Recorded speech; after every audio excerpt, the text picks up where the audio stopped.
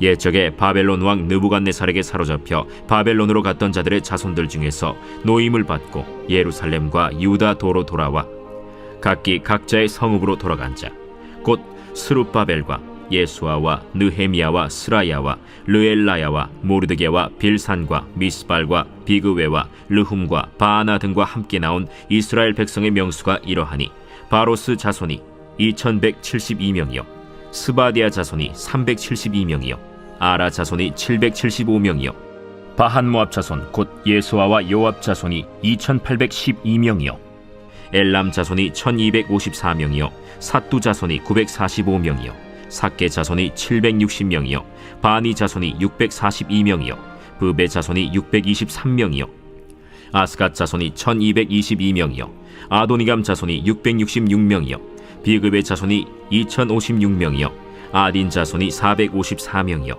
아델 자손 곧 히스기야 자손이 98명이요 베세 자손이 323명이요 요라 자손이 112명이요 하숨 자손이 223명이요 깃발 자손이 95명이요 베들레헴 사람이 123명이요 느도바 사람이 56명이요 아나도 사람이 128명이요 아스마웻 자손이 42명이요 기랴다림과 그비라와 브에롯 자손이 743명이요 라마와 게바 자손이 621명이요 믹마스 사람이 122명이요 베델과 아이 사람이 223명이요 느보 자손이 52명이요 막비스 자손이 156명이요 다른 엘람 자손이 1254명이요 하림 자손이 320명이요 로드와 하딧과 오노 자손이 725명이요 여리고 자손이 345명이요 스나 자손이 3630명이었더라 제사장들은 예수아의 집 여다야 자손이 973명이요 임멜 자손이 1052명이요 바스훌 자손이 1247명이요 하림 자손이 1017명이었더라 레위 사람은 호다위야 자손 곧 예수아와 간미엘 자손이 74명이요 노래하는 자들은 아삽 자손이 128명이요 문지기의 자손들은 살룸과 아델과 달문과 악굽과 하리다와 소베 자손이 모두 139명이었더라 느디님 사람들은 시하 자손과 하수바 자손과 답바옷 자손과 게로스 자손과 시야하 자손과 바돈 자손과 르바나 자손과 하가바 자손과 악굽 자손과 하갑 자손과 사물레 자손과 하난 자손과 깃델 자손과 가할 자손과 르아야 자손과 르신 자손과 느고다 자손과 갓삼 자손과 우사 자손과 바세야 자손과 베세 자손과 아스나 자손과 무우님 자손과 느부신 자손과 박북 자손과 하그바 자손과 할훌 자손과 바슬룻 자손과 무히다 자손과 하르사 자손과 바르고스 자손과 시스라 자손과 데마 자손과 느시아 자손과 하디바 자손이었더라 솔로몬의 신하의 자손은 소대 자손과 하소베렛 자손과 브루다 자손과 야알라 자손과 다르곤 자손과 깃델 자손과 스바디아 자손과 하딜 자손과 보게렛 하스바인 자손과 아미 자손이니 모든 느디님 사람과 솔로몬의 신하의 자손이 392명이었더라 델멜라와 델하르사와 그룹과 아단과 임멜에서 올라온 자가 있으나 그들의 조상이 가문과 선조가 이스라엘에 속하였는지 밝힐 수 없었더라 그들은 들라야 자손과 도비야 자손과 느고다 자손이라 모두 652명이요 제사장 중에는 하바야 자손과 학고스 자손과 바르실레 자손이니 바르실레는 길르앗 사람 바르실레의 딸 중에 한 사람을 아내로 삼고 바르실레의 이름을 따른 자라 이 사람들은 계보 중에서 자기 이름을 찾아도 얻지 못하므로 그들을 부정하게 여겨 제사장의 직분을 행하지 못하게 하고 방백이 그들에게 명령하여 우림과 둠밈을 가진 제사장이 일어나기 전에는 지성물을 먹지 말라 하였느니라 온 회중의 합계가 42,360명이요 그 외에 남종과 여종이 7,337명이요 노래하는 남녀가 200명이요 말이 736이요 노새가 245요 낙타가 435요 나귀가 6,720이었더라 어떤 족장들이 예루살렘에 있는 여호와의 성전터에 이르러 하나님의 전을 그곳에 다시 건축하려고 예물을 기쁘게 드리되 힘자라는 대로 공사하는 금고에 드리니 금이 6만 1,000다리기요 은이 5,000만에요 제사장의 옷이 100벌이었더라 이에 제사장들과 레위 사람들과 백성 몇과 노래하는 자들과 문지기들과 느디님 사람들이 각자의 성읍에 살았고 이스라엘 무리도 각자의 성읍에 살았더라. 새벽 영성 기도 시간입니다. 오늘은 에스라 2장 말씀 함께 살펴보겠습니다. 최근 장살이라는 영화를 보게 되었습니다.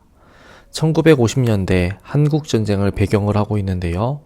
중공군의 남진으로 인해 국군은 부산만을 남겨둔 불리한 상황에 놓였고, 이로 인해 경상북도 영덕에 있는 장사라는 곳을 점령하기 위해 상륙작전을 펼치게 됩니다.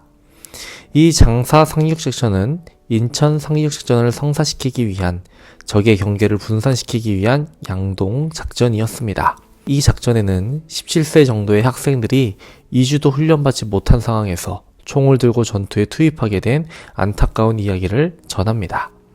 제대로 된 훈련을 받지 못했는데 얼마나 많은 학생들이 희생되었겠습니까? 장사 상륙작전으로 수많은 학생들이 희생되었는데요.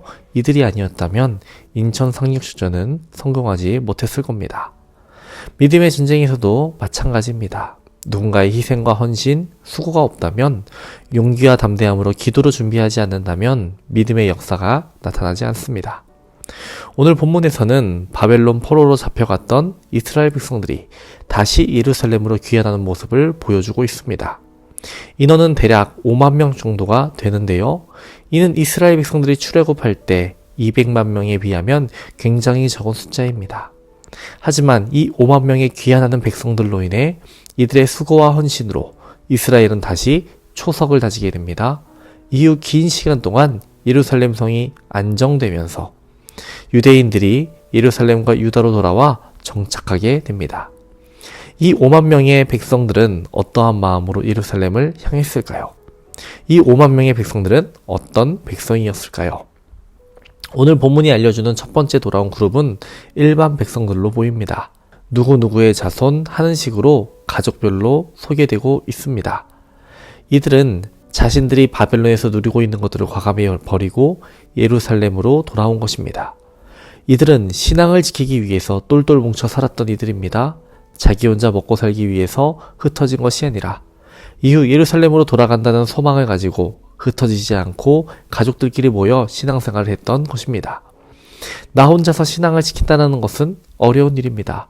신앙을 함께 지킬 수 있는 사람이 있다는 것, 특히 믿음 위에서는 가정을 이뤘다는 것은 하나님의 굉장한 축복인 것입니다. 이들은 이 축복을 깨지 않고 함께 의지하며 이 긴 시간을 지켜냅니다. 오늘날 우리들의 시대는 너무나도 악합니다. 또 다음 세대를 유혹하고 미혹합니다. 우리는 이러한 현실 속에서 가정이 성공이 아닌 거룩 위에 세워지기를 기도해야 합니다. 오늘 본문에서 볼 수 있는 두 번째 그룹은 성전에서 일하는 사람들입니다. 제사장과 레위인, 그리고 노래하는 이들과 성전 문지기들이 등장합니다. 36절에서 39절을 보면 제사장 집안들을 먼저 다룹니다. 제사장 집안에서 예루살렘으로 돌아온 이들은 약 4,000명 정도가 됩니다. 이들은 하나님의 성전에서 사명을 감당해야 하는 이들입니다. 그만큼 하나님 성전 회복을 위해 헌신해야 하는 이들입니다. 제사장뿐 아니라 레위인들도 예루살렘 성전 회복을 위한 귀한 역할을 하는 이들인데요. 오늘 본문을 보면 레위인 중에서는 예루살렘으로 돌아간 사람이 많지 않음을 볼 수 있습니다. 74명이 돌아갔다라고 말하고 있죠. 원래 제사장보다 레위인들이 훨씬 많아야 하는데요. 레위인들이 별로 있지 않습니다. 이들은 흩어졌고 세상을 향해 나아갔던 것으로 보입니다. 지금 당장 성전이 없으니 제사장들과는 다른 선택을 한 것처럼 보입니다. 이러한 레위인들 이후에 등장한 이들이 바로 노래하는 사람들이고요. 느디님 사람들이고요. 솔로몬 왕이 거느린 종들입니다. 이들의 숫자가 레위인보다 더 많습니다. 특히 느디님 사람들은요, 이방인으로 유대인의 노예로 성전에서 허드렛 일을 하던 사람들이었습니다. 그런데 놀랍게도 이 사람들이 바벨론 포로가 된 후에 얼마든지 세상으로 나아갈 수 있었는데도 세상을 향해 가지 않고 다시 예루살렘으로 향하는 겁니다. 이들의 가정수는 35가정입니다. 결코 적은 숫자가 아니죠. 이들은 성전을 사랑했고 하나님을 사랑했던 것입니다. 그 외에 계보가 분명하지 않은 사람들이 있음을 말해줍니다. 하지만 이들도 예루살렘으로 향해 갑니다. 이들이 무슨 이유로 예루살렘으로 향하겠습니까? 이들은 이스라엘 백성들의 모습을 보았고 이들의 하나님을 보았으며 믿음으로 서기를 결단한 것입니다. 이렇게 해서 약 5만 명의 백성들이 예루살렘으로 향합니다. 이들이 1차 포로 귀환을 하여서 곧바로 하나님의 성전을 회복했을까요? 이들은 바로 성전 건축을 하지 못합니다. 하지만 이들의 수고와 헌신으로 인해 이후 성전 건축을 하게 됩니다. 신앙을 세우기 위해서는요, 누군가의 희생이 필요합니다. 누군가의 헌신이 필요해요. 누군가가 본을 보여야 합니다. 우리 가정에 예배를 세우고 기도가 자리 잡기 위해서 가족 구성원 중 누군가가 본을 보여야 합니다. 기도가 먼저가 되도록, 말씀이 먼저가 되도록 삶으로 보여야 하는 것입니다.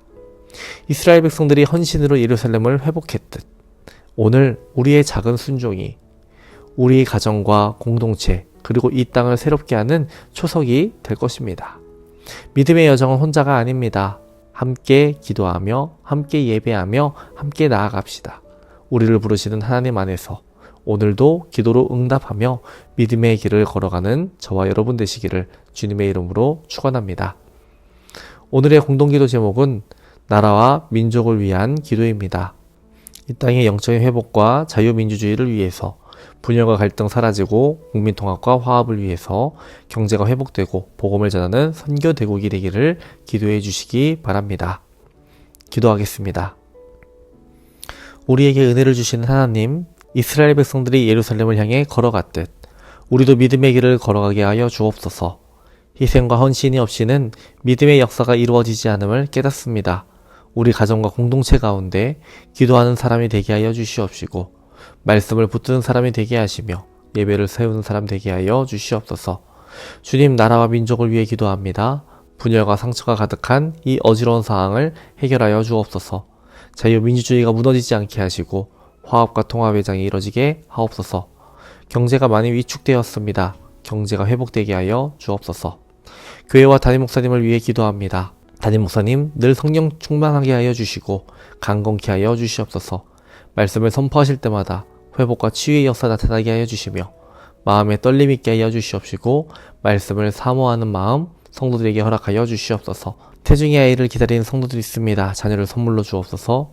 사고로 입원한 성도들이 있습니다. 빠르게 회복되게 하여 주옵소서. 특별히 육체적 정신적 고통 가운데의 환우들 기억하여 주시옵소서. 주님의 치유의 손길로 그들의 아픔을 만져주시옵시고 회복되게 하여 주옵소서. 암과 싸우고 있는 이영숙 권사님, 박재순 권사님, 김세영 권사님, 유은영 권사님, 오유미 집사님, 황인호 집사님, 김영도 집사님, 정삼균 집사님, 박서연 정연, 유기민 정연에게 치유의 빛을 비춰주시옵소서. 어떠한 약 부작용도 없게 하시고 온전히 회복되게 하여 주옵소서. 연로하신 장로님과 권사님들에게 위로와 용기 주옵소서. 노년을 아름답고 은혜롭게 살게 하여 주시옵시고 마지막 날까지 걸을 수 있는 건강 주옵소서. 오늘 하루도 주님 손에 맡겨드립니다.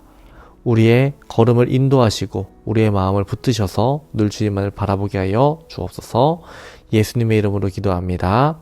아멘.